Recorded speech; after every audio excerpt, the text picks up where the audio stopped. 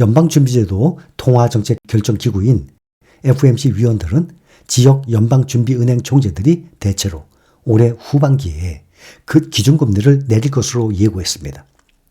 존 윌리엄스 뉴욕, 수전 콜린스 보스턴 연준 총재는 첫 금리 인하 예상 시점을 올해 후반기라고 오늘 말했습니다. 그렇지만 라파엘 보스틱 애틀란타 연준 총재는 올 여름이 될 것으로 예상을 하고 있습니다. 연준의 고위 관계자들은 대체로 통화정책 변화가 달력이 아니라 지표에 따라 결정될 것이라고 한 목소리를 내고 있습니다. 금리 첫 인하 시점은 인플레이션과 고용지표 등의 변화에 따라서 결정될 것이라는 게 이들의 설명입니다. 윌리엄스 뉴욕 연준 총재는 올해 3회 금리 인하를 예상하는 게 출발선이 될 것이라고 말했습니다. 윌리엄스 총재는 오늘 뉴욕 가든시티 연설에서 목표를 달성하는 데 상당한 진전을 보였으나 여정은 아직 끝나지 않았다면서 인플레이션 통제에 전념을 하겠다는 뜻을 밝혔습니다. 윌리엄스 총재는 연준이 증시하는 물가지표인 개인소비지출 가격지수 기준으로 올해 물가 상승률이 2에서 2.25%의 범위로 하락할 것으로 예상합니다. 윌리엄스는 내년에는 PCE 지수가 연준 목표치인 2%에 달할 것이라고 말했습니다.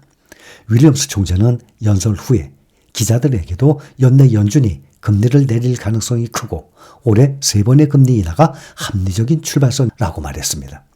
수전 콜린스 보스턴 연방준비은행 총재는 인플레이션 둔화 추세가 지속적이고 광범위해져야 금리를 인하하는 것이 적절할 것이라고 말했습니다.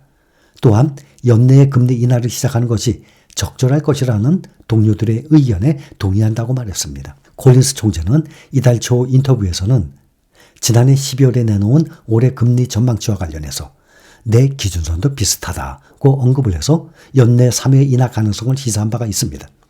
콜린스 보스턴 연준 총재는 이날 다트머스 대학 연설에서 올해 후반기에 완화 정책을 시작하는 것이 적절할 것으로 본다라고 말했습니다. 세계 3대 신용평가사 무디스의 수석 경제학자는 미국의 경제에 대해서 낙관적인 견해를 갖고 있다라고 밝혔습니다. 미국의 페드의 첫 금리 인하는 5월로 관측했어요. 마크 잔디 무디스 수석 이코노미스트는 뉴욕의 외신 기자들과 가진 간담회에서 미국 경제는 좋은 흐름을 보여주고 있다면서 현재부터 내년까지의 경제 전망은 좋다고 말했습니다. 그는 미국 경제에 대해서 낙관하고 있는 이유로 3가지를 들었어요. 우선 미국의 인플레이션은 합리적인 속도로 완화하고 있다는 것이 첫 번째 이유입니다. 잔디 이코노미스트는 코로나 팬데믹과 러시아와 우크라이나의 전쟁이라는 2가지 쇼크가 인플레이션을 끌어올렸지만 이 두 요인의 충격은 대부분 사라졌다라고 분석을 했습니다. 물론 인플레이션이 연방준비제도 이 목표치까지 떨어지지는 않았지만 올해 말까지는 연준의 목표치인 2% 아래로 떨어질 것이라고 내다봤습니다. 미국 경제를 낙관하는 두 번째 이유는 낮은 인플레이션에 따른 금리 인하라고 봤습니다. 잔디 이코노미스트는 연준이 올해 5월 첫 금리 인하를 단행할 것으로 내다봤습니다. 5월에 0.25% 인하로 시작을 해서 이후 분기마다 0.25%씩 금리를 인하할 것이라고 봤습니다.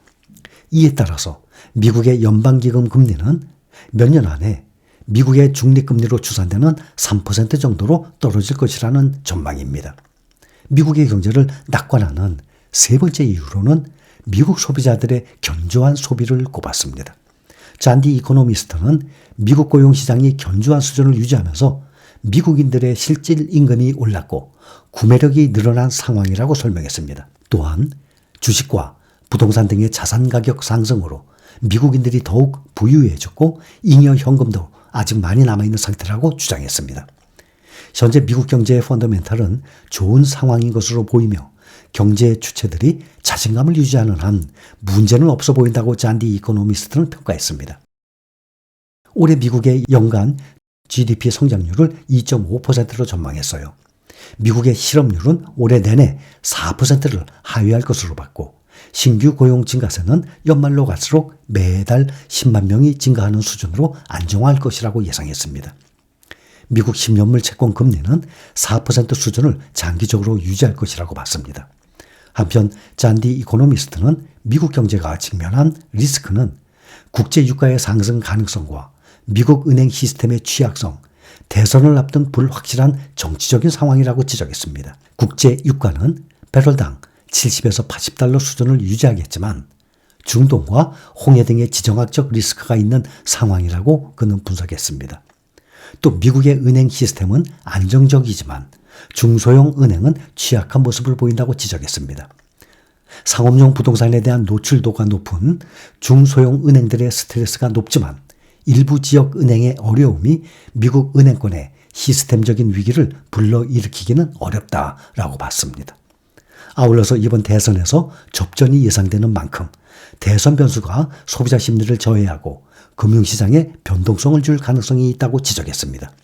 다만 여러 리스크가 있음에도 경제는 순항하고 있으며 미국 경제가 예상보다 더 좋은 수준으로 상방 서프라이즈를 보일 가능성도 여전하다라고 관측을 했습니다. 한편 잔디 이코노미스트는 미국 정부의 셧다운이 현실화할 가능성은 크지 않다고 진단했습니다. 올해 대선을 앞둔 만큼 정치권에서는 셧다운에 대한 부담을 줄이러 갈 것이며 막판 협상으로 셧다운을 막을 확률이 크다는 주장입니다. 설령 미국 정부가 1, 2주가량 단기적으로 셧다운일 경우 여파는 크지 않을 것이라고 보고 있습니다. 다만 2개월을 넘어가는 셧다운은 경제에 부정적인 파급력을 줄 수 있는 리스크라고 잔디 이코노미스트는 지적을 했습니다. 현재 시장에서는 연준이 오늘 6월에 금리를 인하할 가능성이 63.6%에 달했습니다. 이것은 전날과 비슷한 수준을 보여주고 있습니다. 애플이 전기차 프로젝트를 중단을 하고 향후 생성형 인공지능 프로젝트에 집중할 것으로 알려진 가운데 이 같은 결정에 대해서 다양한 의견이 나오고 있습니다. 일단 시장의 반응은 크게 나쁘지는 않습니다. 블룸버그 통신은 일부 분석가들이 애플이 최근 주춤되고 있는 전기차 시장을 피한 것에 박수를 보냈다고 보도했습니다. 블룸버그 인텔리전스 분석가들은 장기적인 수익성을 고려할 때 애플이 궁극적으로 AI에 초점을 맞추는 것이 더 나은 선택일 수 있다라고 말했습니다. 하지만 해당 매체는 애플의 성장 유지를 위해서 고군분투하고 있는 상황에서 전기차를 포기한 것은 미래의 성장 동력을 없앤 것이라고 또 평했습니다. 애플은 지난 분기 가까스로 매출 부진에서 벗어났지만 이번 분기 실적이 신통치 않을 것으로 예상되고 있고 이번 달 출시된 혼합현실 헤드셋 비전 프로도 당분간 애플 성장에 큰 기여를 하지는 않을 것으로 전망하고 있습니다. 블룸버그는 애플이 자동차 사업을 유지했다면 이윤폭은 적지만 성장 잠재력은 엄청났을 것이며 애플카는 그동안 애플의 차세대 혁신 중의 하나로 여겨져 왔고 소비자를 애플 생태계에 더욱 확고하게 묶어줄 수 있었다고 밝혔습니다. 현재 알파벳 등의 거대 기술 기업과 중국의 경쟁사들도 여전히 자동차 사업에 집중하고 있는 상황입니다. 타이탄 프로젝트로 알려진 애플의 자동차 사업은 첨단 AI 기술에 대한 도전이기도 했습니다. 애플은 당초 완전 자율주행 전기차를 목표로 강력하고 AI 시스템을 구축하려고 했습니다. 가장 큰 문제는 자동차를 포기하고 집중하기로 한 AI 분야가 얼마나 빨리 애플에 돈을 벌어줄 수 있느냐라는 점입니다. 루프 벤처스의 설립자로 기술 분야 투자자인 진 몬스터는 애플이 애플카 취소 후 큰 움직임을 취해야 하며 전기차 업체 리비안을 인수하는 것이 답이 될 것이라고 CNBC와의 인터뷰를 통해서 밝히기도 했습니다. 그는 애플의 전기차 프로젝트 취소 소식에 놀랐다면서 애플이 계속 성장을 하려면 이를 대체할 뭔가 큰 것이 필요할 것이라고 주장했어요. 또 비전 프로는 어느 정도 잠재력이 있으나 자동차는 빛나는 기회였다면서 애플이 자동차를 만들어서 자동차 시장의 10%를 차지한다면 매출이 앞으로 60% 증가할 것이라고 밝혔습니다.